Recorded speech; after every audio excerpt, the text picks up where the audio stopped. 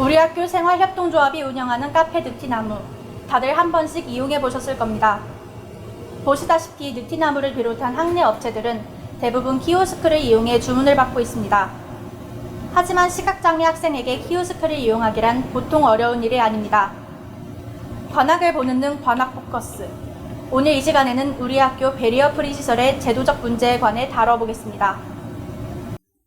우리 학교는 매 학기 장애학생 간담회를 주최해 장애학생들의 불편사항을 수렴 및 개선하고 있습니다.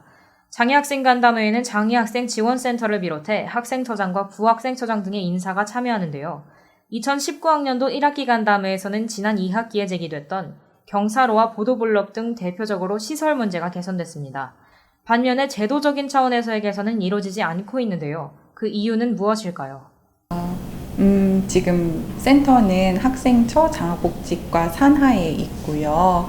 이제 어떤 체계나 예산이나 이런 부분에 있어서는 훨씬 다른 대학에 비해서는 상대적으로는 잘 되고 있는 편이기는 한데, 그래도 이제 해외 사례를 참고하거나 이제 아니면은 어떤 특정 영역에 있어서는 더 잘하고 있는 대학들도 있어서, 근데 예를 들어서 외국 사례를 예로 들면 거기서는 아예 인원 자체도 훨씬 많고 단과대학별로 코디네이터가 있다던가 이런 거, 아니면은 그냥 단지 인식 개선 교육 1시간 하는 게 아니라 큰 문화 행사를 한다던가. 인터뷰에서 보셨듯 장애학생 지원센터는 학생처 산하 장학복지과에 소속돼 있습니다. 비슷한 학내기구인 인권센터가 총장 직속인 것과는 대비됩니다. 제도적인 면까지 신경 쓰기엔 인력이 부족해 실무기관 역할에 그친다는 것입니다. 따라서 학내 건물의 건설 전에 승인하는 기구인 건축위원회에 장애학생 지원센터 직원이 소속돼 베리어 프리 요건을 확보해야 하지만 이는 인력상으로도 또한 법인 직원, 즉 정직원이 없다는 점에서도 한계가 있습니다. 네, 이곳은 자연과학대학 26동입니다. 보시다시피 이 무거운 문은 눌러서 당겨야 열리는 문입니다. 게다가 한쪽 문은 고정되어 있는데요. 따라서 휠체어를 타고서는 폭이 좁아서 지나다니기 매우 힘든 실정입니다. 저 같은 경우는 평소에 학내에서 이동을 할 때 전동 휠체어를 주로 이용을 하고 있어요.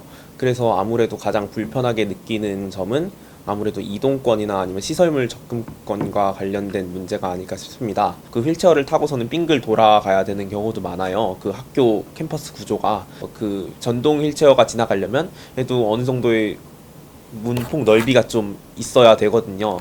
그런데 문이 상당히 좁은 경우가 많아요. 문 좁은 것뿐만 아니고 자동문이 없는 경우도 상당히 많은데, 새로 요새 26동이나 이런 거 재건축이 되었잖아요. 그 건물들 같은 경우도 우리가 생각하는 것 이상으로 장애학생 및 보호자들은 학업활동에 어려움을 호소하고 있습니다. 정부가 교내 장애학생 지원센터를 의무화한 것은 실제로 장애학생의 학업 환경을 개선하기 위한 목적일 것입니다. 그러나 현재 우리 학교의 장애학생 지원센터는 인력 부족으로 실무를 처리하기에 급급합니다. 우리 학교는 장애학생 지원센터의 직원을 증원하고 건축위원회에 장애학생 관련 위원을 포함하는 등 제도적 차원의 조치를 취해야 할 것입니다. 지금까지 관악포커스 김서정입니다.